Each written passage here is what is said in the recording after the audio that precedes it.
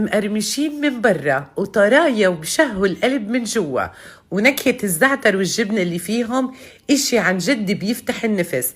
حنحضر اليوم مع بعض أصابع الزعتر، بس إشي عن جد بشهي. كيف ما بتحبي تحضريهم حضريهم، بتحضريهم كروسون، بتحضريهم أصابع، هذا شي بيرجع لذوقك. ولكن اللي متأكدة منه حتاكلي أصابع زعتر يا ويلي شو بشهوا القلب. يلا ننزل على التعليقات كالعادة، نصلي على الرسول أكسب أجر أنا وإنتو. أحبائي بتمنى تضغطوا لايك لهذا الفيديو لحتى دايما جديد الصفحة يوصلكم أول بأول، ولو حابين تحتفظوا بالوصفة خدوها حالا مشاركة على صفحاتكم، ونقول بسم الله ونبدأ. كيف ما عم بتشوفوا معي عندي هون أنا مستخدمة فقط 4 أكواب من الطحين. أنا رح أعطيكم مقدار ال4 أكواب، إنتو بعد هيك بتحبوا تضاعفوا شي بيرجع لذوقكم.